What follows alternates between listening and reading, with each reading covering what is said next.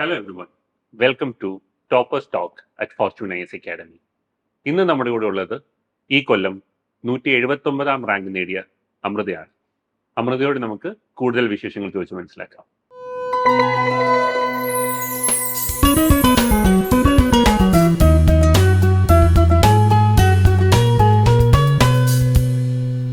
അമൃതയുടെ basic ബാക്ക്ഗ്രൗണ്ടിനെ കുറിച്ചും ഈ civil service preparation ജേർണിയെ കുറിച്ചും ഒന്ന് ഡീറ്റെയിൽ ചെയ്യാം. സർ, എൻ്റെ വീട് എറണാകുളത്താണ്. കാക്കനാടാണ് ഞാൻ ജനിച്ചതും വളർന്നതും എല്ലാം. ഞാൻ ഒരു എഞ്ചിനീയറിംഗ് ഗ്രാജുവേറ്റ് ആണ്. ബിടെക് ബയോമെഡിക്കൽ എഞ്ചിനീയറിംഗ് ആണ് പഠിച്ചത്. Model engineering college Thrikkakara. 2019 graduation complete ആയത്. അത് കഴിഞ്ഞ് ഞാൻ നേരെ UPSCക്ക് വേണ്ടി പ്രിപ്പയർ ചെയ്യുമായിരുന്നു. ഒരു ക്യാമ്പസ് പ്ലേസ്മെന്റ് കിട്ടിയിരുന്നു, എന്നാലും അതിന് പോയില്ല. UPSC ജേർണി തുടങ്ങി. 2020 ഫസ്റ്റ് പ്രിലിംസ് കൊടുത്തു. എൻ്റെ ആദ്യത്തെ 2 പ്രിലിംസ് ഞാൻ ക്ലിയർ ആയില്ല. തേർഡ് അറ്റംപ്റ്റിലാണ് ഞാൻ ഇന്റർവ്യൂ സ്റ്റേജ് വരെ വന്നത്. എന്നാലും ഫൈനൽ ലിസ്റ്റിൽ പേര് വന്നില്ല. പിന്നെ ഇതിപ്പോ 4th അറ്റംപ്റ്റിലാണ് ഈ ഒരു റാങ്ക് കിട്ടിയത്. അപ്പോൾ നേരത്തെ ക്യാമ്പസ് പ്ലേസ്മെന്റ് കിട്ടിയിട്ടും ജോലിക്ക് പോവാതെ സിവിൽ സർവീസ് പെർസ്യൂ ചെയ്തല്ലോ. അപ്പോൾ ഇതൊരു കുട്ടിക്കാലം തൊട്ടേ ഉള്ള സ്വപ്നമായിരുന്നു? അതെ സർ, സിവിൽ സർവീസ് എൻ്റെ ഒരു ചൈൽഡ്ഹുഡ് ഡ്രീം ആണെന്ന് തന്നെ പറയാം. ഞാൻ എൻ്റെ വീട് കാക്കനാട് ഡിസ്ട്രിക്ട് കളക്ടറേറ്റിന്റെ തൊട്ടടുത്ത് തന്നെ ആയിട്ടാണ്. അപ്പം ഒരു പബ്ലിക് സർവന്റ് അല്ലെങ്കിൽ കളക്ടർ എന്ന് പറയുന്ന ഒരു പ്രൊഫഷൻ നമ്മൾ കുഞ്ഞിലെ തൊട്ട് കേട്ട് വന്നൊരു പേരാണ്. ഇപ്പൊ ഡോക്ടർ ആവണം, എഞ്ചിനീയർ ആവണം എന്ന് പറയുന്നതിന്റെ ഒപ്പം തന്നെ കളക്ടർ ആവണം എന്ന് പറഞ്ഞിരുന്നു. അപ്പം പിന്നെ എൻ്റെ ഗ്രാൻഡ് ഫാദറിന്റെ കൂടി ഡ്രീമാണ് ഈ ഒരു സിവിൽ സർവന്റ് ആവണം. അപ്പം അപ്പൂപ്പൻ ഇങ്ങനെ കുഞ്ഞിലെ ഇതാണ് കളക്ടറേറ്റ്, ഇവിടെയാണ് കളക്ടർ ഇരിക്കുന്നത്, ഒരു ദിവസം നീ ഇവിടെ ഇരിക്കണം, കളക്ടർ എന്ന് പേര് എഴുതിയ കാറിൽ വരണം, അങ്ങനെയൊക്കെ പറയായിരുന്നു. അപ്പൊ ഒരു ഫാസിനേഷൻ ഉണ്ടായിരുന്നു ഈ ഒരു എന്താ പറയാ പ്രൊഫഷനോട്. പിന്നെ സ്കൂൾ ടൈമിലും കോളേജ് ടൈമിലും എല്ലാം കുറച്ചും കൂടി ഈ സിവിൽ സർവൻസുമായിട്ടൊക്കെ ഇന്ററാക്ട് ചെയ്യാൻ ഓപ്പർച്യൂണിറ്റീസ് കിട്ടിയിട്ടുണ്ട്. സ്കൂൾ ടൈമിൽ ബീന മാം, ഞാൻ 8th സ്റ്റാൻഡേർഡിലൊക്കെ പഠിക്കുമ്പോൾ അവിടുത്തെ കളക്ടർ ആയിരുന്നു. അപ്പൊ മാമിന്റെ അടുത്ത് സംസാരിച്ചിട്ടുണ്ട്. പിന്നെ രാജമാണിക്യം സർ. പിന്നെ ഞാൻ 2018 ഞാൻ കോളേജ് 3rd ഇയറിൽ പഠിക്കുമ്പോഴാണ് കേരള ഫ്ലഡ്സ് നടക്കുന്നത്. അപ്പം അന്ന് ഡിസ്ട്രിക്ട് കളക്ടറിന്റെ ഫ്ലഡ് റിലീഫ് ആക്ടിവിറ്റിയുടെ ഒരു വോളണ്ടിയർ ആയിരുന്നു ഞാൻ. അപ്പൊ അന്ന് സഫറുള്ള സർ ആയിരുന്നു കളക്ടർ. സാറുമായിട്ട് ഇന്ററാക്ട് ചെയ്യാൻ ഒത്തിരി ഓപ്പർച്യൂണിറ്റി കിട്ടി. അതും എന്നെ ഒരുപാട് ശരിക്കും പറഞ്ഞ ഒരു പുഷ് ഫാക്ടർ ഒക്കെ വന്നത് ആ ഒരു സമയത്താണ്. ബിക്കോസ് നമ്മള് ഫ്ലഡ് റിലീഫ് ആക്ടിവിറ്റി നടക്കുമ്പോൾ കളക്ടറേറ്റിന്റെ തൊട്ടടുത്തായിട്ട് ടൗൺ ഹാളിൽ ക്യാമ്പ് സെറ്റ് ചെയ്തിരിക്കുന്നത്. അവിടെ കളക്ഷൻ പോയിന്റും റിലീഫ് എന്താ പറയാ പ്രോഡക്ട്സ് പോകുന്ന സ്ഥലമാണ്. അപ്പം സാർ അവിടെ നമ്മുടെ ഒപ്പം നിന്ന് എന്താ പറയാ പച്ചക്കറി എടുത്ത് വെക്കുന്നു, ഡ്രസ്സസ് പാക്ക് ചെയ്യുന്നു. അപ്പൊ പെട്ടെന്ന് നമ്മൾ ഇങ്ങനെ ഒരു എല്ലാരും പറഞ്ഞു, അയ്യോ അത് കളക്ടർ ആണെന്നൊക്കെ പറയുമ്പോൾ നമ്മൾ ഇത്രയും humble and down to earth person ആണോ കളക്ടർ. അപ്പം ഇൻ എ വേ എനിക്ക് അന്നേരമാണ് മനസ്സിലായത് ഒരു എത്രത്തോളം ഗ്രാസ് റൂട്ട് ലെവലിൽ ഈ ഒരു പൊസിഷനിൽ ഇരിക്കുന്ന ആൾക്ക് എത്താൻ പറ്റും, എത്രത്തോളം ഇമ്പാക്ട് ഉണ്ടാക്കാൻ പറ്റും എന്നല്ല. അപ്പം അത് കഴിഞ്ഞ് പിന്നെ ക്യാമ്പസ് പ്ലേസ്മെന്റ് കിട്ടിയെങ്കിലും ഞാൻ അവിടെ സാറ്റിസ്ഫൈഡ് അല്ലായിരുന്നു അത്രയും. പിന്നെ ഞാൻ ഡയറക്റ്റ് UPSCയിലേക്ക് തന്നെ വരാൻ തീരുമാനിച്ചു അത് കഴിഞ്ഞപ്പോൾ. അപ്പോൾ ഫൈനലി ഈ കൊല്ലം അമൃതയ്ക്ക് സിവിൽ സർവീസ് കിട്ടിയപ്പോ അപ്പൂപ്പൻ എന്താ പറഞ്ഞേ? അപ്പൂപ്പൻ ആക്ച്വലി 2021 അപ്പൂപ്പൻ മരിച്ചുപോയി. അപ്പം ഇത്തവണ അപ്പൂപ്പൻ ആയിരുന്നു ഈ ഒരു പൊസിഷനിൽ ഞാൻ എത്തി കാണണം എന്ന് വലിയ ആഗ്രഹം ഉണ്ടായിരുന്നുള്ള ആള്. അപ്പം കളക്ടറുടെ അപ്പൂപ്പൻ ആവണം എന്നൊക്കെ എപ്പോഴും പറയായിരുന്നു. അപ്പം എല്ലാവർക്കും വിഷമമായിപ്പോ. എൻ്റെ വീട്ടിലൊക്കെ എല്ലാവരും വരുമ്പോഴെല്ലാം അയ്യോ ഇത് മെയിൻ ആള് മിസ്സിംഗ് ആണല്ലോ, ഇത് ഏറ്റവും കൂടുതൽ സന്തോഷിക്കേണ്ട ഒരാൾ ഇവിടെ ഇല്ലല്ലോ എന്ന് പറയായിരുന്നു. പിന്നെ പിന്നെ ഏറ്റവും എന്താ പറയാ ഞാൻ റിസൾട്ട് വന്നപ്പോൾ വീട്ടിലില്ലായിരുന്നു. അപ്പൊ പിറ്റേ ദിവസം ലോക്കൽ ന്യൂസ് പേപ്പറിലെല്ലാം ഇത് ന്യൂസ് വന്നപ്പം എനിക്ക് തോന്നുന്നു മലയാള മനോരമയിലാന്ന് തോന്നുന്നു ഒരു ന്യൂസ് ബിറ്റ് വന്നത്. മുത്തച്ഛന്റെ IAS പേരക്കുട്ടിയായി അമൃത എന്ന് പറഞ്ഞ ഒരു ന്യൂസ് വന്നു. അപ്പൊ അത് കണ്ടപ്പം ഒത്തിരി റിലേറ്റീവ്സും അപ്പൂപ്പന്റെ ഫ്രണ്ട്സും അങ്ങനെ ഒരു ഡിസ്റ്റന്റ് റിലേറ്റീവ്സ് ഏജ്ഡ് ആയിട്ടുള്ളവരൊക്കെ വിളിച്ചു. ഇത് കണ്ട അച്ഛനെ വിളിച്ച് ഇങ്ങനെ പറഞ്ഞു, അയ്യോ അപ്പൂപ്പൻ ഇല്ലാതെ പോയല്ലോ അങ്ങനെയൊക്കെ പറഞ്ഞു. അപ്പൊ പേരൻസ് ഒക്കെ കുറച്ച് ഇമോഷണൽ ആയി. അതിൽ ആ ഒരു ന്യൂസ് ബിറ്റിൽ എന്നെക്കാളും കൂടുതൽ അപ്പൂപ്പനെ പറ്റിയായിരുന്നു എഴുതിയിരുന്നത്. അപ്പൂപ്പന്റെ ഡ്രീം ആയിരുന്നു, പാഷൻ ആയിരുന്നു എന്നൊക്കെ പറഞ്ഞപ്പോ. അപ്പൊ അത് ഒരു റിസൾട്ട് വന്നപ്പോ ഏറ്റവും കൂടുതൽ നിറഞ്ഞു നിന്നത് അപ്പൂപ്പനായിരുന്നു. അപ്പം പിന്നെ ഈ റിസൾട്ട് അദ്ദേഹത്തിനുള്ളൊരു ട്രിബ്യൂട്ട് പോലെ എനിക്ക് തോന്നിയൊരു മൊമെന്റ് അന്നേരമായിരുന്നു. നമുക്ക് ഈ 4 വർഷത്തിന്റെ അവസാനം ഇത്രയും സന്തോഷം കിട്ടി. എന്നാലും ഈ 4 വർഷത്തെ ജേർണി അത്ര എളുപ്പമായിരുന്നിരിക്കില്ല. ഇപ്പൊ തിരിഞ്ഞു നോക്കുമ്പോൾ നമ്മൾ കുറച്ച് മിസ്റ്റേക്സ് എന്തായാലും കമ്മിറ്റ് ചെയ്ത് കാണും. എന്തൊക്കെയായിരുന്നു ആ മിസ്റ്റേക്സ് എന്ന് എപ്പോഴെങ്കിലും ആലോചിച്ചിട്ടുണ്ടോ? സർ, എൻ്റെ ഒരു UPSC ജേർണി ഞാൻ തന്നെ ഡിഫൈൻ ചെയ്ത ഒരു ട്രയൽ ആൻഡ് എറർ ജേർണി എന്നാണ്. ആം, ഒരു വളരെ സിമ്പിൾ ആയിട്ട് പറയുകയാണെങ്കിൽ ഞാൻ എസ്എക്ക് പഠിച്ചപ്പോൾ ഒരു ഫ്രേസ് പഠിച്ചിരുന്നു, സൂപ്പർ മാരിയോ എഫക്റ്റ് എന്ന് പറഞ്ഞിട്ട്. സൂപ്പർ മാരിയോ എന്ന് പറഞ്ഞാൽ നമ്മൾ കുഞ്ഞിലെ കളിച്ചിട്ടുള്ള ഒരു ഗെയിമാണ്. അപ്പൊ അതിൽ ഒരു സ്റ്റേജിൽ സൂപ്പർ മാരിയോ ഇങ്ങനെ വരുന്നു, അവിടെ ഒരു പിറ്റ് ഉണ്ട്. അപ്പൊ പിറ്റ് പുറമേന്ന് കാണാൻ പറ്റില്ല. അപ്പൊ മാരിയോ അവിടെ വീഴുന്നു, ഗെയിം ഓവർ ആവുന്നു. സെക്കൻഡ് റൗണ്ടിൽ വരുമ്പം ആദ്യത്തെ പിറ്റ് നമ്മൾ മെമ്മറൈസ് ചെയ്യണം, എന്നിട്ട് പിന്നെ മാരിയോ രണ്ടാമത്തെ പിറ്റിലാണ് വീഴുന്നത്. അപ്പം ഇന്നവേ എൻ്റെ ഇങ്ങനെ ഒരു 4 പിറ്റ്സ് കടന്നിട്ടുള്ള ഒരു 4 വർഷം നീണ്ടു നിന്ന ജേർണി ആയിരുന്നു. അപ്പൊ പ്രിലിം സ്റ്റേജിൽ കുറെ മിസ്റ്റേക്സ് ഉണ്ടായിരുന്നു, അത് റെക്ടിഫൈ ചെയ്തു. സെക്കൻഡ് അറ്റംപ്റ്റ് എത്തിയപ്പം CSAT-ലായിരുന്നു ഞാൻ വീണ അറ്റംപ്റ്റ്. അപ്പൊ പിന്നെ സെക്കൻഡ് അറ്റംപ്റ്റിൽ CSAT റെക്ടിഫൈ ചെയ്തു. തേർഡ് അറ്റംപ്റ്റിൽ മെയിൻസ് എഴുതിയപ്പം ഒരു ഫുള്ളി എൻ്റെ ഒരു 60% ഞാൻ മെയിൻസിന് കൊടുത്തുള്ളൂ. അവിടെയും കുറച്ച് ഷോർട്ട് കമ്മിങ്സ് ഉണ്ടായിരുന്നു, ഓപ്ഷണലും SCയിലും എല്ലാം. ഫോർത്ത് അറ്റംപ്റ്റ് വന്നപ്പോൾ അതും റെക്ടിഫൈ ചെയ്തു.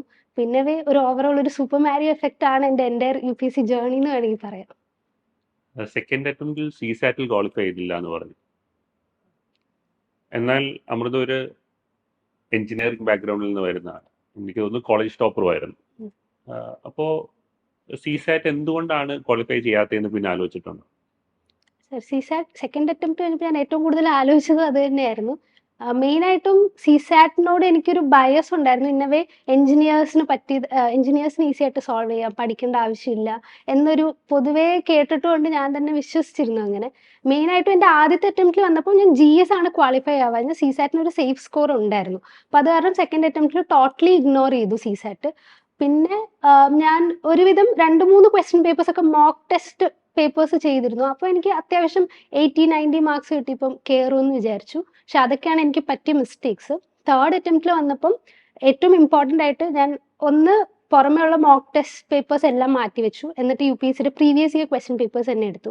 അത് മൾട്ടിപ്പിൾ ടൈംസ് എന്ന് പറയുമ്പം ഐ തിങ്ക് ഒരു 7 to 8 ടൈംസ് ഞാൻ ഒരു ക്വസ്റ്റ്യൻ പേപ്പർ തന്നെ ചെയ്തിട്ടുണ്ട്. അതിൽ എനിക്ക് ഡിഫിക്കൽട്ട് ആണെന്ന് തോന്നുന്ന ക്വസ്റ്റ്യൻ ഞാൻ വേറെ എഴുതി വെച്ച് ക്വസ്റ്റ്യൻ ആൻഡ് ആൻസർ എഴുതി വെക്കും. എന്നിട്ട് ഞാൻ GS പഠിക്കുന്ന പോലെ സ്റ്റെപ്സ് മെമ്മറൈസ് ചെയ്യുമായിരുന്നു. ആൻഡ് ഓൾസോ ഞാൻ യൂട്യൂബ് വീഡിയോസ് കാണുമായിരുന്നു. ഇപ്പോൾ യൂട്യൂബിൽ നമുക്ക് PYQs ലൈവായിട്ട് സോൾവ് ചെയ്യുന്ന വീഡിയോസ് ഉണ്ട്, മാത്സിൻ്റെ ഒക്കെ. അപ്പോൾ അത് കണ്ട് ഇപ്പോൾ ഉറക്കം വരുന്ന ഉച്ചയ്ക്കൊക്കെ സമയമാണെങ്കിൽ അത് കണ്ട് മെമ്മറൈസ് ചെയ്യാൻ നോക്കും. അത് മൾട്ടിപ്പിൾ ടൈംസ് കാണുമായിരുന്നു. മേ ബി ഒരു 1 hour ഒരു വർഷത്തെ മാത്സ് ക്വസ്റ്റ്യൻസ് എല്ലാം സോൾവ് ചെയ്ത് അങ്ങനത്തെ അത് ഞാൻ ഏറ്റവും കൂടുതൽ ഡിപ്പെൻഡ് ചെയ്തിരുന്ന ഒന്നാണ്. പിന്നെ മെയിനായിട്ടും CSAT-ന് GS പേപ്പർ പോലെ തന്നെ അപ്രോച്ച് ചെയ്യണം എന്നുള്ള ഒരു ആറ്റിറ്റ്യൂഡ് ഞാൻ ഡെവലപ്പ് ചെയ്തു. അപ്പോൾ ആദ്യം എനിക്ക് ഉണ്ടായിരുന്ന മാത്സ് മാത്രം ചെയ്യാം, ഇംഗ്ലീഷ് ചെയ്യണ്ട, ഇംഗ്ലീഷ് കോംപ്രിഹെൻഷൻ തെറ്റിപ്പോവും എന്ന് വിചാരിച്ചാണ് ഇരുന്നത്.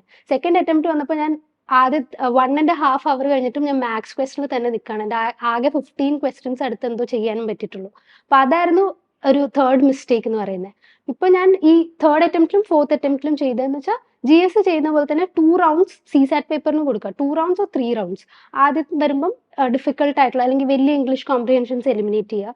മാത്സ് ഒരു 30 seconds അല്ല, ഒരു 10 seconds ചെയ്ത് നോക്കുക. കിട്ടുന്നില്ലെങ്കിൽ അവിടെ ലീവ് ചെയ്യുക. ഈസി ആയിട്ടുള്ള മാത്സ് ക്വസ്റ്റ്യൻ ചെയ്യുക. അങ്ങനെ നമ്മളൊരു 1 hour കഴിഞ്ഞാലും എക്സാം നമ്മുടെ കയ്യിൽ തന്നെ ഉണ്ട് എന്നുള്ളൊരു കോൺഫിഡൻസ് വരുന്ന രീതിയിൽ. അങ്ങനെയാണ് തേർഡ് ആൻഡ് ഫോർത്ത് അറ്റംപ്റ്റിൽ CSAT പ്രിറ്റി ഡിഫിക്കൽട്ട് ആയിരുന്നെങ്കിലും എനിക്ക് CSAT-ന്റെ ഇതിലൊരു ഡൗട്ട് ഉണ്ടായിരുന്നില്ല, ക്ലിയർ ചെയ്യുന്ന ഉറപ്പായിരുന്നു. അങ്ങനെ വന്നപ്പോൾ അപ്പോൾ നമ്മൾ ഈ 4 അറ്റംപ്റ്റ് എടുത്തപ്പോൾ may be second or third attempt especially CSAT കാരണം കിട്ടാതായപ്പോൾ ഈ പണി എനിക്ക് പറ്റുന്നതല്ല, നിർത്തിയേക്കാം, അങ്ങനെ എന്തെങ്കിലും ഒരു ഫീലിംഗ് വന്നിരുന്നോ? സെക്കൻഡ് പ്രിലിംസും കിട്ടാതായപ്പോൾ ഞാൻ കംപ്ലീറ്റ്ലി ഷാറ്റേർഡ് ആയിരുന്നു. ബിക്കോസ് ഞാൻ എന്താ പറയുക, academically I have A strong academic background. അപ്പോൾ ഞാൻ എന്നെ തന്നെ ഡിഫൈൻ ചെയ്ത് വെച്ചിരുന്ന ഒരു സ്റ്റുഡിയസ് പേഴ്സൺ അങ്ങനെയാണ്. അപ്പോൾ വേറെ പ്രത്യേകിച്ച് കഴിവുകളോ, പാട്ട് പാടാനോ ഡാൻസ് കളിക്കാനോ അങ്ങനെയൊന്നും എനിക്ക് കഴിവില്ല. അപ്പോൾ എനിക്ക് പഠിക്കാൻ മാത്രമേ അറിയുള്ളൂ എന്ന് വിചാരിച്ച വെച്ച ആളാണ്. അപ്പം ആദ്യത്തെ 2 പ്രിലിംസ് തോറ്റപ്പോൾ നമ്മുടെ ഒരു ഐഡന്റിറ്റി എന്ന് പറയുന്നത് it is no more there എന്നുള്ളൊരു ഫീല് വന്നു. അപ്പോൾ പിന്നെ ഒരു സ്റ്റുഡിയസ് പേഴ്സൺ കൂടി അല്ലെങ്കിൽ പിന്നെ ഞാൻ ആരാണ് എന്നൊരു സെൽഫ് ഡൗട്ട് വന്നു. സെക്കൻഡ് പ്രിലിംസ് കഴിഞ്ഞപ്പം അതെന്നെ നന്നായിട്ട് എഫക്ട് ചെയ്തിട്ടുണ്ടായിരുന്നു. ഈവൻ തേർഡ് പ്രിലിംസിന്റെ പ്രിപ്പറേഷനെ അത് നന്നായിട്ട് ബാധിച്ചിരുന്നു. അപ്പം ഓൾമോസ്റ്റ് എനിക്ക് തോന്നുന്നു തേർഡ് പ്രിലിംസ് കഴിഞ്ഞ സമയത്തെല്ലാം തേർഡ് പ്രിലിംസ് കൊടുത്തെങ്കിലും എനിക്ക് ക്ലിയർ ആവില്ലെന്ന് വിചാരിച്ചിരിക്കുമായിരുന്നു. ഞാൻ ജസ്റ്റ് ഒരു കീ നോക്കി മാർക്ക് വളരെ കുറവാണ്, അപ്പോൾ ഞാൻ ക്ലിയർ ആവില്ല, വേറെ എന്തെങ്കിലും ചെയ്യാം, UPSC എനിക്ക് പറ്റില്ല, ഇത് കുറച്ചും കൂടി എന്താ പറയുക IITians-ഉം IIM ഇതൊക്കെ വന്നവരൊക്കെ ക്ലിയർ ചെയ്യുന്ന എക്സാമാണ്, അങ്ങനെ പറഞ്ഞ് ഞാൻ ഉപേക്ഷിച്ചിരുന്നു. പക്ഷെ പിന്നെ ഞാൻ ചെറിയ രീതിയിൽ തെറപ്പി സീക്ക് ചെയ്തിരുന്നു ആ ഒരു സമയത്ത്. അപ്പോൾ ഒരു എന്താ പറയുക, എന്നെ തന്നെ വിശ്വസിപ്പിക്കാനുള്ളൊരു എഫേർട്ടായിരുന്നു അന്ന് നടന്നുകൊണ്ടിരുന്നത്. ആൻഡ് പിന്നെ സംഭവം ആ വർഷം പ്രിലിംസ് പാസ്സായി. അപ്പം ആ ഒരു ഹോപ്പ് എന്നുള്ള ഫാക്ടർ കംപ്ലീറ്റ്ലി ഡെഡ് ആയില്ല. പെട്ടെന്ന് പിന്നെയും കുറച്ചും കൂടി സ്ട്രൈവ് ചെയ്യാനായിട്ടുള്ള ഒരു എനർജി വന്നു. പേരൻസും ഫ്രണ്ട്സും എല്ലാം ഒത്തിരി സപ്പോർട്ടായിരുന്നു. അങ്ങനെയാണ് പിന്നെ ജേർണി മുന്നോട്ട് പോയത്. അപ്പോൾ ഈ തേർഡ് അറ്റംപ്റ്റ് ഒക്കെ ആയപ്പോഴത്തേക്കും വേറെ എക്സാംസ് ട്രൈ ആയിരുന്നു, ഓർ സിവിൽ സർവീസസ് മാത്രമേ ട്രൈ ചെയ്തിരുന്നുള്ളൂ? സോ തേർഡ് അറ്റംപ്റ്റ് ആയപ്പോഴേക്കും ഞാൻ നല്ല ഇൻസെക്യൂർ ആയിരുന്നു. അപ്പോൾ ഞാൻ പറ്റുന്നത്ര എക്സാംസ് ഒക്കെ എഴുതുമായിരുന്നു. ബാങ്ക് എക്സാംസ് എഴുതുമായിരുന്നു. സ്റ്റേറ്റ് PSC എക്സാംസ് ഒക്കെ എഴുതുമായിരുന്നു. പക്ഷേ ഫോർച്യുനേറ്റ്ലി അതൊന്നും ക്ലിയർ ആയില്ല. അത് കാരണം ഞാൻ UPSC ജേർണിയിൽ നിന്നു എന്നാണ് എനിക്ക് തോന്നുന്നത് ഇപ്പോൾ. അമൃതയ്ക്ക് പ്രിലിംസിന് ഏറ്റവും എഫക്റ്റീവ് ആണെന്ന് തോന്നിയിട്ടുള്ള പ്രിപ്പറേഷൻ സ്ട്രാറ്റജി എന്താണ്? സോ പ്രിലിംസിന് ഞാൻ ഒരുപാട് ടെക്നിക്സ് യൂസ് ചെയ്തിട്ടുണ്ട്. മെയിൻലി ടോപ്പേഴ്സിന്റെ വീഡിയോസ് ഒക്കെ കണ്ടിട്ട്. ഒന്ന് മെയിനായിട്ടും നമ്മുടെ ബേസിക് ബുക്സ് സ്ട്രോങ് ആക്കി വെക്കുക. മൾട്ടിപ്പിൾ ടൈംസ് റിവൈസ് ചെയ്യുക. 5, 6, 7 ടൈംസ് മാക്സിമം പോസിബിൾ. അതിൽ നമുക്കൊരു ഡൗട്ടും തോന്നരുത്. ലുക്ക് ബാക്ക് ചെയ്യേണ്ട ആവശ്യം വരരുത്. പിന്നെ ചെറിയ ചെറിയ കാര്യങ്ങൾ ഞാൻ ഇപ്പം ഒരു ടോപ്പറിന്റെ വീഡിയോയിൽ കണ്ടിട്ടുള്ളതാണ് ബുക്ക് ഓഫ് റോങ്സ് എന്ന് പറഞ്ഞിട്ടുള്ള കോൺസെപ്റ്റ്. അപ്പൊ അത് ഞാൻ ഒരു ബുക്ക് ഓഫ് റോങ്സ് കീപ്പ് ചെയ്യാറ്. മനോജ് മാധവനെയാണ്. അപ്പം അതില് എനിക്ക് ടെസ്റ്റ് സീരീസിൽ തെറ്റിപ്പോകുന്ന ക്വസ്റ്റ്യൻസ് എഴുതി വെക്കും. പിന്നെ എന്റെ ബുക്ക് ഓഫ് നോളജ് ഇത്രയും കൂടി വലുതായിരുന്നു. ഇൻ ദ സെൻസ് ഇപ്പം ഞാൻ ഒരു ബേസിക് ബുക്കിൽ നിന്ന് എനിക്ക് വായിച്ചാൽ പിന്നെ ഞാൻ മറന്നു പോകുന്നു തോന്നുന്ന ഒരു കോൺസെപ്റ്റ് ഞാൻ ചെറുതായിട്ട് സ്ക്രിബിൾ ചെയ്ത് വെക്കും. അല്ലെങ്കിൽ ഇപ്പൊ എക്കണോമിയുടെ ഒരു കോൺസെപ്റ്റ് ആണെന്ന് വിചാരിച്ചു. ഇപ്പൊ ഡിപ്രീസിയേഷൻ, അപ്രീസിയേഷൻ അതെനിക്ക് എപ്പോഴും മാറിപ്പോകുന്ന കാര്യമാണ്. അത് ഞാനൊരു ഫ്ലോ ചാർട്ടോ ഡയഗ്രാം പോലെ ചെയ്ത് വെക്കും. അതെന്നെ ഒത്തിരി ഹെൽപ്പ് ചെയ്തിട്ടുണ്ട് റിവിഷനിൽ മെയിൻലി. എസ്പെഷ്യലി എന്റെ 4th പ്രിലിംസ് വന്നപ്പം എന്റെ ഇന്റർവ്യൂ കഴിഞ്ഞ് 1 വീക്കിൽ പ്രിലിംസ് വന്നു. അപ്പൊ എനിക്ക് ആകെ ഉണ്ടായിരുന്ന ഈ ഒരു 3 ബുക്ക് ഓഫ് റോങ്സ് ഉണ്ടായിരുന്നു കഴിഞ്ഞ പാസ്റ്റ് അറ്റംപ്റ്റിന്ന്. അത് 3 ഞാൻ ആകെ റിവൈസ് ചെയ്തത്. അതെനിക്ക് ഒത്തിരി ഹെൽപ്ഫുൾ ആയിട്ടുണ്ട്. പിന്നെ രണ്ടാമത് പറയുകയാണെങ്കിൽ ഒരു വിഷ്വൽ ലേണിംഗ് കുറച്ചും കൂടി എഫക്റ്റീവ് ആണ്. മെയിനായിട്ടും യൂട്യൂബ് ലെക്ചേഴ്സ് കാണുന്നതായിരുന്നു എന്റെ ഒരു ടെക്നിക്. പിന്നെ ഞാൻ കൂടുതലും ഇമേജസ് വെച്ചിട്ട് ലേൺ ചെയ്യായിരുന്നു. ഇപ്പം മേ ബി യൂട്യൂബിൽ നിന്ന് സ്ക്രീൻഷോട്ട്സ് എടുക്കും. ഓർ നമ്മൾ എന്തെങ്കിലും ഒരു ടോപ്പിക്കിനെ പറ്റി സെർച്ച് ചെയ്തിട്ട് ഗൂഗിൾ ഇമേജസിലേക്ക് പോയി കഴിഞ്ഞാൽ ചെറിയ പോസ്റ്റർ പോലെ ഏതെങ്കിലുമൊക്കെ ഇൻസ്റ്റിറ്റ്യൂട്ടിന്റെ കറണ്ട് അഫയർ മെറ്റീരിയൽ പോലെ ചെറുതായിട്ടുണ്ടാവും. അപ്പം അത് ഞാൻ സേവ് ചെയ്ത് വെക്കുമായിരുന്നു. എന്നിട്ട് അത് എൻ്റെ ഒരു ലാസ്റ്റ് മിനിറ്റ് റിവിഷൻ ടൂൾ ആയിരുന്നു. മേ ബി ഒരുപാടുണ്ടാവും, ഒരു 110 ഇമേജസ് ഉണ്ടാവും. അത് വെച്ചിട്ട് റിവൈസ് ചെയ്യുമായിരുന്നു. അതാണ് ഒന്ന് ചെയ്തുകൊണ്ടിരുന്നത്. പിന്നെ റിവിഷൻ വളരെ ഇമ്പോർട്ടന്റ് ആണ്. ഒരു മേജർ ചങ്ക് ഓഫ് ടൈം റിവിഷനാണ് മാറ്റി വെക്കുന്നത്. Especially last minute revision. Last 1 വീക്കിൽ എത്രത്തോളം പറ്റുന്നോ അതാണ് എൻ്റെ ഒരു കോൺഫിഡൻസിന്റെ പാർട്ട്. ആ ലാസ്റ്റ് 1 വീക്കിൽ എനിക്ക് എത്രത്തോളം റിവൈസ് ചെയ്യാൻ പറ്റി എന്നുള്ളതാണ്. അപ്പൊ ഞാൻ ചിലപ്പം എല്ലാ സബ്ജക്റ്റും polity, economy, history, current affair material എല്ലാത്തിലും കൂടി ലാസ്റ്റ് 1 വീക്കിൽ കടന്നു പോകാൻ നോക്കാറുണ്ട്. അതൊക്കെയാണ് എനിക്ക് ഒരു സക്സസ്ഫുൾ ആയിന്ന് തോന്നിയിട്ടുള്ള ചെറിയ ടെക്നിക്സ്. ഇപ്പൊ പറഞ്ഞല്ലോ യൂട്യൂബിൽ നിന്ന് സ്ക്രീൻഷോട്ട്സ് എടുക്കും, അതുപോലെ ഒരു ബുക്ക് ഓഫ് റോങ്സ് ഉണ്ടായിരുന്നു. പക്ഷെ നമ്മുടെ ഒരു ബേസിക് നോട്ട് മേക്കിംഗ് പ്രോസസ് അതെങ്ങനെയായിരുന്നു? സോ ഞാൻ ചില പ്രിലിം സ്പെസിഫിക് ആയിട്ട് എല്ലാത്തിനും നോട്ട് ഉണ്ടാക്കിയിട്ടില്ല. ബേസിക് ബുക്സിൽ നിന്ന് പഠിക്കാനാണ് നോക്കിയിട്ടുള്ളത്. പക്ഷെ ചില സമയത്ത് NCERTs നിന്ന് നോട്ട് ഉണ്ടാക്കുമായിരുന്നു. ബിക്കോസ് ഒരു NCERT എടുത്താൽ 60 പേജസ്, ഇപ്പൊ 60 പേജസ് ബുക്ക് ആണെങ്കിൽ 60 പേജസ് നമുക്ക് ആവശ്യമില്ലായിരിക്കും. അല്ലെങ്കിൽ നമ്മൾ മറന്നു പോകുന്ന 3-4 കാര്യം ഉണ്ടാവുള്ളൂ. അപ്പൊ അതൊരു ചെറിയ പേപ്പറിലേക്ക് എഴുതി വെക്കും. മേ ബി ഒരു A4 ഷീറ്റിൽ ഒരു NCERT കഴിയും, ചെറിയ നോട്ട്സ് ആയിട്ട്. അത് ഒരു അസറ്റ് ആയിരുന്നു എൻ്റെ. ഇങ്ങനെ കുറെ എൻ്റെ ഉണ്ടായിരുന്നു. പിന്നെ കറണ്ട് അഫയേഴ്സ് മാഗസിൻ, ഞാൻ കറണ്ട് അഫയേഴ്സ് മന്ത്ലി കമ്പൈലേഷൻസ് ആണ് യൂസ് ചെയ്തുകൊണ്ടിരുന്നത്. ഐ തിങ്ക് ഇൻസൈറ്റ്സ് IASന്റെ കമ്പൈലേഷൻ ആണ് ആദ്യത്തെ 2 അറ്റംപ്റ്റിൽ യൂസ് ചെയ്തത്. അപ്പം ഇൻസൈറ്റ്സിന്റെ ഒരു കമ്പൈലേഷൻ 100 പേജസ് ഉണ്ടാവും. അത് ഞാൻ ഇതേപോലെ A4 ഷീറ്റിലേക്ക് എഴുതി വെക്കും. 1 A4 ഷീറ്റ് അത് 4ആയിട്ട് മടക്കി ഫുൾ അതിലേക്ക് ഒരു മാസത്തെ ഫുൾ എഴുതി വെക്കും. അപ്പൊ ഇതായിരുന്നു എൻ്റെ ഒരു ചെറിയ ചെറിയ നോട്ട്സ് ഉണ്ടാക്കുമായിരുന്നു എൻ്റെ സ്ട്രാറ്റജി. പക്ഷെ ജോഗ്രഫിക്ക് ഞാൻ സെപ്പറേറ്റ് വലിയ ബൾക്കി നോട്ട് ഉണ്ടാക്കി. ബിക്കോസ് ജോഗ്രഫിയുടെ ടോപ്പിക്സ് സ്കാറ്റേർഡ് ആയി കിടക്കുന്ന പോലെ എനിക്ക് തോന്നി. കുറച്ച് NCERTയിൽ, കുറച്ച് കോച്ചിങ് ലിയോങ്ങിൽ. അപ്പൊ അത് ഞാൻ കമ്പൈൽ ചെയ്തിട്ട് ഒരു 50 to 60 പേജസിന്റെ ഒരു നോട്ടാക്കി. ബാക്കി ഹിസ്റ്ററി സ്പെക്ട്രത്തിൽ നിന്നാണ് വായിച്ചത്. എക്കണോമിക്കും ഞാൻ മൃണാളിന്റെ ക്ലാസ്സസ് ആണ് ഫോളോ ചെയ്തുകൊണ്ടിരുന്നത്. മൃണാൾ സാറിന്റെ ലെക്ചർ കണ്ടിട്ട് നോട്ട്സ് ഉണ്ടാക്കി. അപ്പം ഇങ്ങനെ ഒരു combination of notes and basic books ആയിരുന്നു എൻ്റെ ഉണ്ടായിരുന്നത്. അമൃത, എനിക്ക് തോന്നുന്നു എവിടെയും അങ്ങനെ പ്രിലിംസ് കം മെയിൻസ് ബാച്ചിന് ജോയിൻ ചെയ്തിട്ടുന്നില്ല. ഇല്ല. തുടക്കത്തിൽ സെൽഫ് സ്റ്റഡി തന്നെയായിരുന്നു അല്ലേ? ഇപ്പോൾ തിരിഞ്ഞു നോക്കുമ്പോൾ സെൽഫ് സ്റ്റഡി തന്നെയായിരുന്നു ബെറ്റർ, അതോ PCM ബാച്ചിന് എവിടെയെങ്കിലും ജോയിൻ ചെയ്യാമായിരുന്നു എന്ന് തോന്നുന്നു? സോ സെൽഫ് സ്റ്റഡിക്ക് അതിൻ്റെതായിട്ടുള്ള അഡ്വാൻറ്റേജസ് ആൻഡ് ഡിസഡ്വാൻറ്റേജസ് ഉണ്ട്.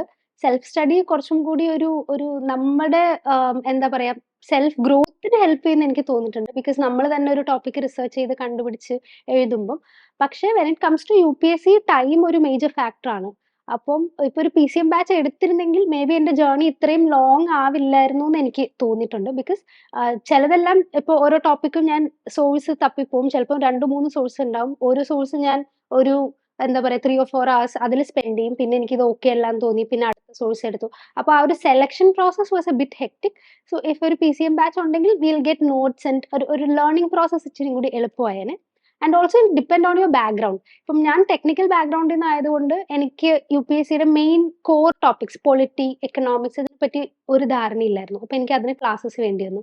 മേ ബി ഹ്യൂമാനിറ്റീസ് ബാക്ക്ഗ്രൗണ്ടിൽ നിന്ന് വരുന്ന ഒരാൾക്ക് അത്രയും ബുദ്ധിമുട്ടായിരിക്കില്ല. അപ്പം it depends on who you are and your background. പിന്നെ നമ്മുടെ സ്റ്റഡി പേസ് എങ്ങനെയാണ്. ഇപ്പൊ എല്ലാവർക്കും സെൽഫ് സ്റ്റഡി എന്താ പറയാ കംഫർട്ടബിൾ ആവണം എന്നില്ല. ചിലവർക്ക് ഇപ്പം എന്താ പറയാ ഒരാൾ പറഞ്ഞു തരുമ്പോഴായിരിക്കും കൂടുതൽ മനസ്സിലാവുന്നത്. It will depend on the person you are. നമ്മൾ നേരത്തെ ഫിലിം സ്ട്രാറ്റജിയെ കുറിച്ച് പറഞ്ഞു. ഇനി നമുക്ക് അടുത്ത മെയിൻസ് പ്രിപ്പറേഷൻ സ്ട്രാറ്റജിയിലേക്ക് വരാം. മെയിൻസിന്റെ കോർ എന്ന് പറയുന്നത് ആൻസർ റൈറ്റിംഗ് ആണല്ലോ. അമൃതയെ സംബന്ധിച്ചിടത്തോളം what are the elements of A good answer? Sir, elements of A good answer എന്ന് പറയുമ്പോൾ ഏറ്റവും സിമ്പിൾ ആയിട്ടും ക്രിസ്പ് ആയിട്ടുള്ള ലാംഗ്വേജിൽ കൺവേ ചെയ്യുന്നതിനെയാണ് എനിക്ക് പേഴ്സണലി തോന്നിയിട്ടുള്ളത്. ബിക്കോസ് നമ്മളിപ്പം കോംപ്ലക്സ് ആയിട്ടുള്ള ഫാക്ട്സ് കുത്തി നിറയ്ക്കുന്നതിലും നല്ലത് ഏറ്റവും സിമ്പിൾ ലാംഗ്വേജിൽ ക്വസ്റ്റ്യൻ എന്താണോ ഡിമാൻഡ് ചെയ്യുന്നത് അത് എഴുതുക and multiply the dimensions so that നമുക്കൊരു മൾട്ടിപ്പിൾ പെർസ്പെക്റ്റീവ് നമ്മൾ ചിന്തിക്കുന്ന ഒരാളാണെന്നുള്ള ഒരു എന്താ പറയുക ഒരു പെർസെപ്ഷൻ എക്സാമിനറിൽ ഉണ്ടാക്കാൻ പറ്റണം. പിന്നെ മെയിൻ ആയിട്ടും എനിക്ക് തോന്നിയ കഴിഞ്ഞ മെയിൻസിന് ഞാൻ വരുത്തിയൊരു മാറ്റം പരമാവധി നമ്മുടെ ആൻസേഴ്സിനെ ഫാക്ട്സ് ആൻഡ് ഫിഗേഴ്സ് എക്സാമ്പിൾസ് വെച്ചിട്ട് സപ്പോർട്ട് ചെയ്യാൻ നോക്കുക. Because it will give authenticity to your answer. ഇപ്പം സിദ്ധാർത്ഥ് സാറിന്റെ മെന്റർഷിപ്പ് വെച്ചിട്ട് എനിക്ക് മെയിൻ ആയിട്ട് വന്ന മാറ്റം അതാണ്. ഇപ്പം സാർ ഇപ്പം നമ്മൾ ഒരു ആൻസറിൽ 10 പോയിന്റ് എഴുതുവാണെങ്കിൽ 10 പോയിന്റിനും എക്സാമ്പിൾ വേണമെന്ന് നിർബന്ധമായിരുന്നു. അപ്പം ഒരു ആൻസർ എഴുതുമ്പോൾ എനിക്ക് മെയിൻ ആയിട്ട് ഒരു ആവറേജ് ആൻസർ എഴുതിയാൽ മതി, 20 ക്വസ്റ്റ്യൻ കംപ്ലീറ്റ് ചെയ്യണം, ആവറേജ് ആൻസർ എഴുതിയാൽ മതി എന്നുള്ളൊരു ഐഡിയ ആയിരുന്നു. അപ്പം സാറ് മെന്റർ ചെയ്യുമ്പോൾ പറയും എല്ലാം നമ്മൾ എബോവ് ആവറേജ്, പരമാവധി എബോവ് ആവറേജ് കൊണ്ടുവരാൻ നോക്കണം. അപ്പം എൻ്റെ ഒരു എന്താ പറയുക, ഞാൻ കൂടുതൽ കോൺസെൻട്രേറ്റ് ചെയ്ത സെക്കൻഡ് മെയിൻസ് വന്നപ്പോൾ അതാണ്. പരമാവധി ഫാക്ട്സ് കളക്ട് ചെയ്യുക, സ്റ്റാറ്റിസ്റ്റിക്സ് കളക്ട് ചെയ്യുക ആൻഡ് എൻട്രി ചെയ്യുക ആൻസറിനെ, എസ്പെഷ്യലി GS3 പോലുള്ള ടോപ്പിക്കിലുള്ള. ആൻഡ് GS2ലും കേസ് സ്റ്റഡീസ് കൊണ്ടുവരാം. അവിടെ എൻറിച്ച്മെന്റ് വരുന്നത് കേസ് ലോസ്, ജഡ്ജ്മെന്റ്, സുപ്രീം കോടതി ജഡ്ജ്മെന്റ്സ് കൊണ്ടുവരാം. പിന്നെ എന്തെങ്കിലും കമ്മിറ്റി റെക്കമെൻഡേഷൻസ്. അപ്പം ഒരു സെക്കൻഡ് മെയിൻസ് എഴുതിയപ്പം ഒരു major portion of the time ഞാൻ ഇങ്ങനത്തെ വാല്യൂ അഡീഷൻ ടോപ്പിക്സ് കണ്ടുപിടിക്കാനാണ് ടൈം സ്പെൻഡ് ചെയ്തിട്ടുള്ളത്. അപ്പം നമ്മൾ പറയുന്ന കാര്യത്തിന് വാല്യൂ വരും, ഒത്തന്റിസിറ്റി വരും. So I think good answer എന്ന് പറയുമ്പോൾ ഇറ്റ് ഷുഡ് ബി സിമ്പിൾ, അതേസമയം it should be enriched with content. നമുക്ക് അടുത്ത ഇന്റർവ്യൂ പ്രിപ്പറേഷൻ ജേർണിയിലേക്ക് വരാം. പല ആസ്പിറൻസിനും ഏറ്റവും മെമ്മറബിൾ ആയിട്ടുള്ള ഒരു ഫേസ് ആണ് ഇന്റർവ്യൂ പ്രിപ്പറേഷൻ. അമൃതയ്ക്ക് അങ്ങനെ ആയിരുന്നോ? അതെ സർ, തീർച്ചയായിട്ടും. എൻ്റെ 2 ഇന്റർവ്യൂവും ഒരുപാട് റിസൾട്ട് വന്നൊരു 5 മന്ത്സ് കഴിഞ്ഞിട്ടാണ് ആദ്യത്തെ ഇന്റർവ്യൂ വന്നത്. രണ്ടാമത്തെ ഇന്റർവ്യൂ 4.5 മന്ത്സ് ഉണ്ട്. ഞാൻ ഏറ്റവും കൂടുതൽ ഇന്റൻസീവ് ആയിട്ട് പ്രിപ്പയർ ചെയ്തിട്ടുള്ളതും ഏറ്റവും എന്താ പറയാ ഇഷ്ടപ്പെട്ട് പഠിച്ചിട്ടുള്ളതും ഇന്റർവ്യൂ ആണ്. ഇന്റർവ്യൂ എനിക്ക് തോന്നുന്നു ഇന്റർവ്യൂ പ്രിപ്പറേഷൻ ആണ് എൻ്റെ ഒരു പെർസ്പെക്റ്റീവ് ടു എന്താ പറയാ സറൗണ്ടിങ് മാറ്റിയത്. കാരണം നമ്മൾ ആദ്യം പഠിക്കുമ്പോൾ GS മാത്രം ഒരു ഇന്ത്യ എങ്ങനെയാണ് അത്, അല്ലെങ്കിൽ ഇന്ത്യ ബേസ്ഡ് ഇഷ്യൂസ് ഒക്കെയാണ് നോക്കിയിരുന്നത്. കേരളത്തിന്റെ പ്രശ്നങ്ങൾ അല്ലെങ്കിൽ എൻ്റെ ഡിസ്ട്രിക്റ്റിന്റെ പ്രശ്നങ്ങൾ ഇതൊന്നും ഞാൻ മൈൻഡേ ചെയ്യാത്ത കാര്യങ്ങളായിരുന്നു. അപ്പൊ അതിനെപ്പറ്റി കൂടുതൽ ഞാൻ പഠിക്കാൻ തുടങ്ങി. അപ്പം കുറച്ചും കൂടി ഒരു എന്താ പറയാ ഓഫീസർ മൈൻഡ് സെറ്റ് എനിക്ക് വന്നത് ഇന്റർവ്യൂ പ്രിപ്പറേഷൻ ആണ്. ആൻഡ് ഓൾസോ 2022 ഇന്റർവ്യൂ പ്രിപ്പറേഷൻ കഴിഞ്ഞപ്പം എൻ്റെ ഇപ്പോൾ ഔട്ട്ലുക്ക് ടു ലൈഫ് നന്നായിട്ട് മാറിയിരുന്നു. അതെന്റെ മെയിൻസിന്റെ പ്രിപ്പറേഷനെയും അതേപോലെ തന്നെ ഹെൽപ്പ് ചെയ്തിട്ടുണ്ട്. മെയിൻസിലേക്ക് വന്നപ്പം എൻ്റെ മൾട്ടി ഡയമെൻഷണൽ തിങ്കിങ് ശരിക്കും കൂടി എന്ന് തന്നെ എനിക്ക് തോന്നി. എസ്പെഷ്യലി essay പേപ്പറിലും അതേപോലെ തന്നെ GSലും തന്നെ ഒരു കോമൺ മാന്റെ പെർസ്പെക്റ്റീവ് എങ്ങനെയായിരിക്കും, അല്ലെങ്കിൽ ഞാൻ നേരത്തെ വിട്ടുപോയിരുന്ന പല ആസ്പെക്ട്സും എനിക്ക് അതിലേക്ക് കൊണ്ടുവരാൻ പറ്റി. ഇന്റർവ്യൂ പ്രിപ്പറേഷൻ ആണ് തോന്നുന്നു ഏറ്റവും എൻറിച്ചിങ് ആയിട്ട് എൻ്റെ ഓർമ്മയിൽ നിൽക്കുന്ന ഒരു ഇത് UPSC ജേർണിയിൽ. ഇപ്പൊ പറഞ്ഞല്ലോ നമ്മുടെ പെർസ്പെക്റ്റീവ് മാറി, ഓഫീസർ ലൈക്ക് മൈൻഡ് സെറ്റ് ആയി, അതുകൊണ്ട് തന്നെ മെയിൻസിൽ കുറച്ചുകൂടെ പെർസ്പെക്റ്റീവ്സ് കിട്ടിയെന്ന്. എന്തെങ്കിലും എക്സാമ്പിൾ റീകോൾ ചെയ്യാൻ പറ്റുന്നുണ്ടോ? ഒരു എക്സാമ്പിൾ വൈസ് ഇപ്പൊ പറയുവാണെങ്കിൽ ഞാൻ എറണാകുളം ഡിസ്ട്രിക്റ്റിന്റെ പ്രശ്നങ്ങൾ പഠിച്ചപ്പം വേസ്റ്റ് മാനേജ്മെന്റ് ഒരു മേജർ ഇഷ്യൂ ആയിരുന്നു. അപ്പം അപ്പൊ അതിനെപ്പറ്റി ഞാൻ കുറച്ച് ഡീറ്റെയിൽ ആയിട്ട് നോക്കി എന്തൊക്കെയാണ് ഇപ്പം റൈറ്റ് നൗ നടക്കുന്നത്. അപ്പം ഹരിത കർമ്മസേനയുടെ ആക്ടിവിറ്റീസ് എന്തൊക്കെയാണെന്ന് കുറച്ച് ഡീറ്റെയിൽ ആയിട്ട് ഞാൻ പഠിച്ചു. അപ്പൊ ഞാൻ കേരളത്തിൽ തന്നെ ഒരുപാട് ഇന്നോവേറ്റീവ് ആയിട്ടുള്ള കാര്യങ്ങൾ നടക്കുന്നുണ്ട്. ഹരിത കർമ്മസേന മാത്രമല്ല, മെഡിക്കൽ വേസ്റ്റ് മാനേജ്മെന്റ്. ഇപ്പം കേരളത്തിനൊരു ഇമേജ് എന്ന് പറയുന്ന ഒരു പ്രോട്ടോകോൾ ഉണ്ട് മെഡിക്കൽ വേസ്റ്റ് മാനേജ്മെന്റ്. അത് എനിക്ക് തോന്നുന്നു ഇന്ത്യയിൽ വേറെ മറ്റ് ഹോസ്പിറ്റൽസിലൊന്നും ഇല്ലാത്തത്രയും വളരെ കോംപ്രിഹെൻസീവ് ആയിട്ടുള്ള ഒരു കാര്യമാണ്. ഇത് എനിക്ക് മെയിൻസ് ആൻസറിൽ കൊണ്ടുവരാൻ പറ്റി. ഞാൻ ഒരു എൻറിച്ചിങ് പാർട്ട് എനിക്ക് ഇങ്ങനത്തെ കുറെ എക്സാമ്പിൾസ്, കേരള ബേസ്ഡ് എക്സാമ്പിൾസ് ഒരുപാട് കിട്ടി. ആക്ച്വൽ UPSC ഇന്റർവ്യൂ എങ്ങനെയായിരുന്നു? എന്തൊക്കെയായിരുന്നു കുറച്ച് ഇപ്പോൾ റീകോൾ ചെയ്യാൻ പറ്റുന്ന questions? Sir, actual UPSC interview completely ഞാൻ വിചാരിക്കാത്ത രീതിയിലാണ് പോയത്. ഞാൻ കൂടുതലും എന്റെ ഡാഫ് ഇത്തിരി എടുത്ത് നിൽക്കുന്ന കുറെ ടോപ്പിക്സ് ഡാഫിലുണ്ട്. ഒന്ന് എന്റെ ഗ്രാജുവേഷൻ സബ്ജക്ട് ബയോമെഡിക്കൽ എഞ്ചിനീയറിംഗ്.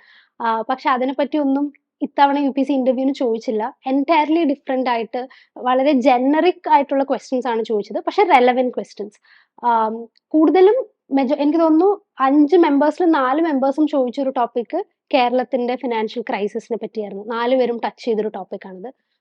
പിന്നെ IR ചോദിച്ചു. ഇന്റർനാഷണൽ റിലേഷൻസിന്ന് ഇന്ത്യയുടെ ഫോറിൻ പോളിസിനെ പറ്റി ചോദിച്ചു. പിന്നെ കേരളത്തിലെ സിവിൽ സൊസൈറ്റി ആക്ടിവിസത്തിനെ എങ്ങനെ നോക്കിക്കാണുന്നു? അതെങ്ങനെ ഇൻഡസ്ട്രിയൽ ഡെവലപ്മെന്റിനെ ബാധിക്കുന്നു? അപ്പൊ അതെല്ലാം കുറച്ചും കൂടി ഇന്റർവ്യൂ ഹാളിൽ ഇരുന്ന് ചിന്തിക്കേണ്ടി വന്ന ക്വസ്റ്റ്യൻസ് ആയിരുന്നു. ഞാൻ പ്രിപ്പയർ ചെയ്ത ക്വസ്റ്റ്യൻസ് ഒന്നും സ്പെസിഫിക്കലി ചോദിച്ചില്ല. പിന്നെ വേറെ ഒരു ഇൻട്രസ്റ്റിംഗ് ക്വസ്റ്റ്യൻ വന്നത്, എന്റെ ഹോബി ഹൈക്കു റൈറ്റിംഗ് ഞാൻ എന്റെ ഹോബി ആയിട്ട് വെച്ചിട്ടുണ്ടായിരുന്നു. ഹൈക്കു ഇസ് ഷോർട്ട് പോയട്രി, ഒരു 4 ലൈൻ പോയട്രി. അപ്പൊ ഹൈക്കുവിനെ പറ്റി ഞാൻ ഹൈക്കുവിനെ പറ്റി പഠിച്ചു. ആൻഡ് ഓൾസോ എന്റെ കുറെ ഹൈക്കൂസ് ഞാൻ മെമ്മറൈസ് ചെയ്ത് പോയിരുന്നു. അപ്പൊ എന്റെ കയ്യിൽ 1, 2 നല്ല ഹൈക്കൂസ് ഉണ്ടായിരുന്നു. അത് ഞാൻ മോക്സിനൊക്കെ പറഞ്ഞപ്പോ എല്ലാരും നല്ല ഹൈക്കു ആണ്, ഇത് പറയാൻ അവസരം കിട്ടിയ ബോർഡ് ഫ്ലാറ്റ് ആവും എന്നൊക്കെ എല്ലാരും പറഞ്ഞിരുന്നു. അപ്പൊ അവിടെ ചെന്നപ്പോ ഞാൻ ഈ ഒരു ക്വസ്റ്റ്യൻ എക്സ്പെക്ട് ചെയ്താണ് പോയത്. അതല്ലാതെ പിന്നെ എന്നോട് എല്ലാരും പറഞ്ഞു, മേ ബി അന്നേരം അവരൊരു ഹൈക്കു എഴുതാൻ പറയും. അപ്പൊ നിന്റെ UPSC ജേർണിനെ പറ്റിയോ ഇന്റർവ്യൂ അറ്റ്മോസ്ഫിയറിനെ പറ്റിയൊക്കെ ഹൈക്കു മെമ്മറൈസ് ചെയ്ത് വെച്ചോ. അപ്പൊ ഇങ്ങനെ ഒരു 7, 8 ഹൈക്കൂസ് ഫ്രെയിംവർക്ക് ഒക്കെ ആയിട്ടാണ് ഞാൻ പോയത്. പക്ഷെ അവിടെ ചെന്നപ്പം ഒരു മെമ്പർ ഇതേപോലെ കേരളത്തിന്റെ ഫിനാൻഷ്യൽ ക്രൈസിസിനെ പറ്റി ചോദിച്ചിരിക്കുകയായിരുന്നു. ഞാനൊരു ആൻസർ പകുതി ആയപ്പം ആ മെമ്പർ പെട്ടെന്ന്, okay then write a ഹൈക്കു about Kerala's fiscal crisis എന്ന് ചോദിച്ചു. അപ്പൊ അന്നേരം ഞാൻ എന്റെ മൈൻഡിൽ അയ്യോ പണി പാളി എന്നുള്ളൊരു മൈൻഡ് സെറ്റ് ആയിരുന്നു. പിന്നെ അവർ പെൻ ആൻഡ് പേപ്പർ തന്നു, വിൽ ഗിവ് യു 2 മിനിറ്റ്സ് എന്ന് പറഞ്ഞു. അപ്പം ആദ്യം ഒന്ന് പേടിച്ചു. പിന്നെ ഞാനൊരു 50 സെക്കൻഡ്സിനടുത്ത് പെട്ടെന്നൊരു ഹൈക്കു എഴുതി. അത് അവർക്ക് ഇഷ്ടപ്പെട്ടോന്നറിയില്ല. മാർക്ക് വന്നപ്പം മേ ബി ഇഷ്ടപ്പെട്ട് കാണുമെന്ന് തോന്നി കണ്ടപ്പോ. 190 മാർക്സ് അല്ലേ? 190. Across prelims, mains and interview നമുക്ക് മേ ബി ഏറ്റവും വേണ്ടത് ആറ്റിറ്റ്യൂഡ് വൈസ് കോൺഫിഡൻസ് ആയിരിക്കും. ഈ കോൺഫിഡൻസോ അല്ലെങ്കിൽ മൈൻഡ് സെറ്റോ അമൃത എങ്ങനെയാണ് പോസിറ്റീവായിട്ട് വെച്ചിരുന്നത്? ഞാൻ പോസിറ്റീവായിട്ട് എപ്പോഴും വെക്കാൻ പറ്റിയിരുന്നോ? സർ, എനിക്ക് ഏറ്റവും ബുദ്ധിമുട്ടുള്ള ഒരു കാര്യം അതായിരുന്നു. ഒരു positive confident mindset maintain ചെയ്യാന്നുള്ളത്. കാരണം ഞാൻ നേരത്തെ പറഞ്ഞ പോലെ 2 ഫെയിലിയേഴ്സ് കോൺസിക്യൂട്ടീവ്‌ലി വന്നപ്പം എന്റെ ഹോപ്പും എല്ലാ രീതിയിലും UPSC എനിക്കൊരു എന്താ പറയാ, ബാലികേറ മല പോലെ എന്റെ ഫ്രണ്ടിൽ നിൽക്കുന്നതായിട്ട് തോന്നിയിരുന്നു. അപ്പം പേരൻസ് ഒക്കെ ഒത്തിരി കൂടെ നിന്നിട്ടുണ്ട്. എന്നാലും എന്താ പറയാ, നമ്മൾക്ക് നമ്മുടെ ഉള്ളിൽ തന്നെ തോന്നണമല്ലോ ഇത് നമ്മളെ കൊണ്ട് പറ്റും എന്നുള്ള രീതിയില്. അതുവൈസ് എന്റെ കോൺഫിഡൻസ് വളരെ കുറവായിരുന്നു. എസ്പെഷ്യലി ഇപ്പം ആദ്യത്തെ 2 അറ്റംപ്റ്റ് പറയുവാണെങ്കിൽ, ആദ്യത്തെ 2 അറ്റംപ്റ്റ് ഞാൻ വീട്ടിൽ നിന്ന് കൊടുത്ത അറ്റംപ്റ്റ് ആണ്. എറണാകുളത്താണ് സെന്റർ വെച്ചത്. അപ്പൊ എനിക്ക് ഞാൻ വളരെ കോൺഫിഡന്റ് ആയിട്ട് സ്പെഷ്യൽ ആയിട്ടുള്ള ഒരു 2 അറ്റംപ്റ്റ് ആയിരുന്നു. ഇപ്പം രാവിലെ അച്ഛൻ കൊണ്ടുവാക്കുന്നു, അമ്മ ഫുഡ് പ്രിപ്പയർ ചെയ്ത് തരുന്നു. അപ്പൊ അവരെ ഒത്തിരി വിഷ് ചെയ്ത് പ്രാർത്ഥിച്ച്, അപ്പം ഞാനും ഒരുപാട് പ്രാർത്ഥിച്ചൊക്കെ കൊടുത്ത 2 അറ്റംപ്റ്റ് ആയിരുന്നു. പക്ഷെ അത് 2 ഫെയിൽ ആയപ്പം എന്റെ ഒരു കോൺഫിഡൻസ് ശരിക്കും പോയി. പിന്നെ എനിക്ക് ഒന്നിലും എന്താ പറയാ, ഇത് പഠിച്ചാലും കിട്ടാത്ത ഒരു എക്സാം ആണെന്നുള്ള മൈൻഡ് സെറ്റ് എനിക്ക് വന്നു. അതെന്റെ 3rd പ്രിലിംസിനെ നന്നായിട്ട് അഫക്ട് ചെയ്തു. പ്രിപ്പറേഷൻ ടൈമിലല്ല. 3rd പ്രിലിംസ് ഞാൻ ട്രിവാൻഡ്രത്ത് നിന്നാണ് കൊടുത്തത്. അപ്പം പേരൻസ് ഇല്ല. ഞാൻ ഒറ്റയ്ക്ക് എക്സാമിന് പോയി. അപ്പം പേരൻസിനോട് ജസ്റ്റ് 2, 3 ഡേയ്സ് മുമ്പ് വിളിച്ച് പറഞ്ഞു പ്രിലിംസ് ആണ്. അപ്പൊ എന്നിൽ തന്നെ ഒരു ഹോപ്പില്ല, അല്ലെങ്കിൽ എനിക്ക് പ്രാർത്ഥിക്കാൻ ഒന്നും തോന്നിയില്ല. ഞാൻ വെറുതെ പോയി എഴുതിയൊരു എക്സാമാണ്. അപ്പം ആ സമയത്തെല്ലാം എന്താ പറയാ, ഈ ഒരു ഹോപ്പ് അല്ലെങ്കിൽ കോൺഫിഡൻസ് എന്നുള്ള ഫാക്ടർ കംപ്ലീറ്റ്ലി ലാക്കിംഗ് ആയിരുന്നു. റിസൾട്ട് വന്നപ്പോഴും ഞാനത് ക്ലിയർ ചെയ്ത്, അല്ലെങ്കിൽ ഞാൻ നന്നായിട്ട് കൊടുത്തൊരു പ്രിലിംസ് ആയിരുന്നു. റിസൾട്ട് വന്നപ്പോ എല്ലാം കീ നോക്കിയപ്പം നന്നായിട്ട് കൊടുത്തെങ്കിലും എനിക്കത് പാസ്സാവില്ല എന്നുള്ളൊരു മൈൻഡ് സെറ്റ് വെച്ചായിരുന്നു ഞാൻ ഇരുന്നത് വെച്ചത്. അങ്ങനെ എനിക്ക് തോന്നുന്നു ഒരു 17, 18 ഡേയ്സ് അങ്ങനെ പോയി. റിസൾട്ട് വരുന്നതിന് മുമ്പ് നമുക്ക് പഠിക്കാനുണ്ടായിരുന്ന സമയം പോയി. അപ്പം mind set matters, attitude towards the exam matters. And നമ്മുടെ ഒരു പെർസെപ്ഷൻ ഓഫ് അവർസെൽഫ് വളരെ ഇമ്പോർട്ടന്റ് ആണ് എക്സാമിൽ വരുമ്പോൾ. മൈൻഡ് സെറ്റ് പോലെ തന്നെ ഈക്വലി ഇമ്പോർട്ടന്റ് ആണെന്ന് എനിക്ക് തോന്നുന്നു ഗുഡ് മെന്റർഷിപ്പ് അല്ലെങ്കിൽ ഗുഡ് ഗൈഡൻസ്. ഉം. നേരത്തെ അമൃത പറഞ്ഞ പോലെ ഇവിടെ ഫോർച്യൂണിലെ മെയിൻ ടെസ്റ്റ് സീരീസിൽ അമൃതയുടെ മെന്റർ സിദ്ധാർത്ഥ് ആയിരുന്നു. ഈ കൊല്ലം 4th റാങ്ക് കിട്ടിയ സിദ്ധാർത്ഥ്. അപ്പോ ഏതൊക്കെ രീതിയിലാണ് സിദ്ധാർത്ഥ് അമൃതയ്ക്ക് വാല്യൂ അഡീഷൻ നൽകിയത്? സിദ്ധാർത്ഥ് സാറിന്റെ മെന്റർഷിപ്പ് ഞാൻ നേരത്തെ പറഞ്ഞ പോലെ തന്നെ സാറ് കുറേം കൂടി ആൻസേഴ്സ് ഒരു ടോപ്പേഴ്സ് കോപ്പി പോലെ എത്തിക്കാനുള്ള ഒരു ഗൈഡൻസ് ആയിരുന്നു എനിക്ക് തന്നോണ്ടിരുന്നത്. എനിക്ക് നേരത്തെയും ആൻസർ എഴുതുമ്പം എങ്ങനെയെങ്കിലും ക്വസ്റ്റ്യൻസ് കംപ്ലീറ്റ് ചെയ്യണം. 20 ക്വസ്റ്റ്യനും അറ്റംപ്റ്റ് ചെയ്യണം. അത് മാത്രമേ എന്റെ മൈൻഡിലുള്ളൂ. അതല്ലാതെ ഒരു നല്ല ആൻസർ എഴുതണമെന്നോ അല്ലെങ്കിൽ ഒരു അടിപൊളി കൺക്ലൂഷൻ എഴുതണമെന്നോ അങ്ങനെയൊന്നും എനിക്ക് തോന്നിയിട്ടില്ല. സാർ എല്ലാ ആൻസറും നോക്കിയിട്ട് ഇതൊരു ആവറേജ് ആൻസർ ആണ്. നമുക്ക് ഇതിൽ 2 മാർക്കും കൂടി വേണം എന്ന് പറഞ്ഞിട്ട് വാല്യൂ അഡീഷൻ കണ്ടന്റ്സ് പറയും. മെന്റർഷിപ്പിന്റെ സമയത്ത് തന്നെ കുറെ പോയിന്റ്സ് പറയും. പിന്നെ അതല്ലാതെ സാറിന്റെ നോട്ട്സ് ഷെയർ ചെയ്യുമായിരുന്നു. ഫാക്ട്സും ഫിഗേഴ്സ് ഒക്കെ എഴുതിയ നോട്ട്സ്. പിന്നെ ഒരുപാട് ഫ്രെയിം വർക്ക്സ് പറഞ്ഞു തരുമായിരുന്നു. എങ്ങനെ നമുക്ക് പോയിന്റ്സ് കൂട്ടാം. സോ മെയിൻലി സാർ പറയാറുള്ളത് 10 മാർക്ക് ക്വസ്റ്റൻ ആണെങ്കിൽ 10 പോയിന്റ്സ് തന്നെ വേണം ആൻഡ് എവറി പോയിന്റിനും ഫാക്ട് ആൻഡ് ഫിഗർ വേണം, സപ്പോർട്ട് ചെയ്യണം. അപ്പോൾ അത് GS എൻ്റെ ഒരു പെർസ്പെക്റ്റീവ് ടു എന്താ പറയാ എക്സാം മാറ്റി. നമ്മൾക്ക് നമ്മുടെ ആൻസേഴ്സ് ഒതന്റിക് ആക്കണം എന്നുള്ള ഒരു ഗോളിലേക്ക് വന്നു rather than just finishing the paper. പിന്നെ എത്തിക്സിൽ വന്നപ്പം മേ ബി എന്റെ സെൽഫ് സ്റ്റഡിയുടെ പ്രശ്നങ്ങൾ കൊണ്ടായിരിക്കും എത്തിക്സിനെ പറ്റി എനിക്കൊരു ഓവറോൾ പെർസ്പെക്റ്റീവ് അല്ലെങ്കിൽ അത് കുറവായിരുന്നു. ഒരു പെർസെപ്ഷൻ അബൌട്ട് എത്തിക്സ് വളരെ കുറവായിരുന്നു. ഇപ്പൊ ലാസ്റ്റ് മെയിൻസിന് 2022 മെയിൻസിന് എനിക്ക് 94 മാർക്സ് ആണ് എത്തിക്സിന് കിട്ടിയത്, even after completing the paper. അപ്പൊ അത് വളരെ കുറവാണ്. അപ്പൊ എന്റെ സെക്ഷൻ എയില് എത്തിക്സിന്റെ ആൻസർ കുറച്ചും കൂടി മൊത്തത്തിൽ അഴിച്ചു പണിയാനായിട്ട് സാറിന്റെ ഒരു മെന്റർഷിപ്പ് ഹെൽപ്പ് ചെയ്തിട്ടുണ്ട്. കുറെ എക്സാമ്പിൾസ് ഒക്കെ പറഞ്ഞു തരുമായിരുന്നു. ഫ്രെയിം വർക്ക്സ്, ഇപ്പം ചെറിയൊരു എക്സാമ്പിൾ പറയുന്നത് കോഡ് ബേസ്ഡ് ക്വസ്റ്റ്യൻ ആണെങ്കിൽ സാർ പറയാ മീനിങ് എഴുതുക, സപ്പോർട്ട് ചെയ്യുക, റെഫ്യൂട്ട് ചെയ്യുക, റെലവൻസ് എഴുതുക. അപ്പൊ 4 ഫ്രെയിം വർക്ക് വന്നു. സോ കോഡ് ബേസ്ഡ് ക്വസ്റ്റ്യൻ എനിക്ക് ഏറ്റവും ബുദ്ധിമുട്ടുള്ളതായിരുന്നു. അത് സിമ്പിൾ ആയിട്ട് സോൾവ് ആയി.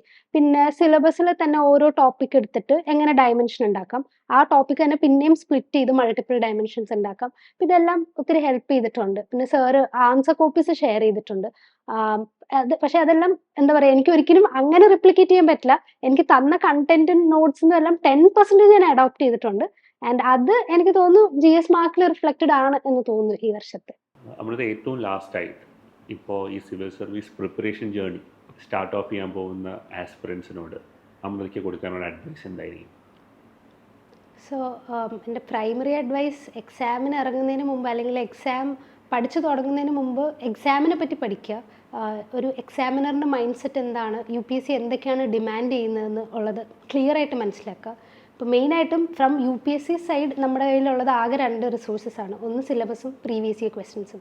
അത് മാക്സിമം മൾട്ടിപ്പിൾ ടൈംസ് വായിക്കുക, പറ്റുവാണെങ്കിൽ മെമ്മറൈസ് ചെയ്യുക. ഇപ്പോൾ പ്രീവിയസ് ഇയർ ക്വസ്റ്റ്യൻസ് എല്ലാം എത്ര 10 or 12 ടൈംസ് പറ്റുവാണെങ്കിൽ ചെയ്യുക. അത് ബോത്ത് ഫോർ പ്രിലിംസ് ആൻഡ് മെയിൻസിനും ക്വസ്റ്റ്യൻസ് എടുക്കുക, ആൻസേഴ്സ് എഴുതി റെക്കോർഡ് കീപ്പ് ചെയ്യുക. പ്രിലിംസിനും അതുപോലെ തന്നെ ചെയ്യുക. ബിക്കോസ് ഒരു UPSC ഹാസ് എ പാറ്റേൺ അല്ലെങ്കിൽ ഒരു റെലവൻറ്റ് ഏരിയാസ് ഉണ്ട് അവർ ചോദിക്കുന്നത്. അത് പഴയ ക്വസ്റ്റ്യൻ ആണെന്ന് പറഞ്ഞാൽ അത് റിപ്പീറ്റ് ചെയ്യുന്നല്ല ഞാൻ പറയുന്നത്, പക്ഷേ you can identify the strong points.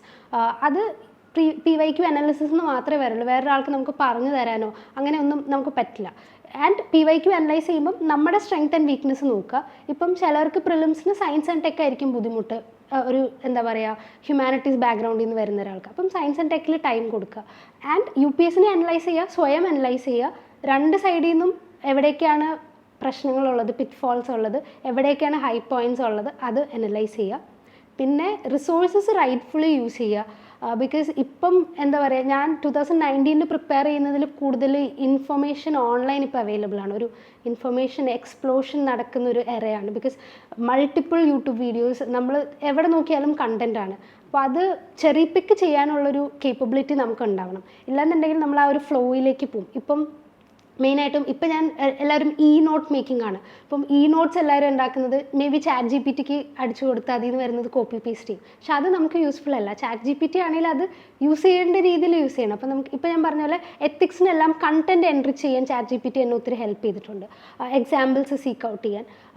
പക്ഷേ അത് ആ രീതിയിൽ എടുക്കണം. ബാക്കി നമുക്കിപ്പം കോർ കണ്ടന്റ് ഒന്നും ChatGPTക്ക് നമുക്ക് പഠിപ്പിച്ചു തരാൻ പറ്റില്ല. അതിന് നമ്മൾ എന്താ പറയുക ബേസിക് ബുക്ക് തന്നെ വായിക്കണം. ആ ഒരു എന്താ പറയുക റൈറ്റേഴ്സ് പെർസ്പെക്റ്റീവ് അറിയണം. പിന്നെ ന്യൂസ് പേപ്പർ വായിക്കുന്നത്, ഇപ്പോൾ ന്യൂസ് പേപ്പറിൻ്റെ കമ്പൈലേഷൻസും ചെറിയ ക്യാപ്സ്യൂൾ വീഡിയോസൊക്കെ നമുക്ക് അവൈലബിൾ ആണ്.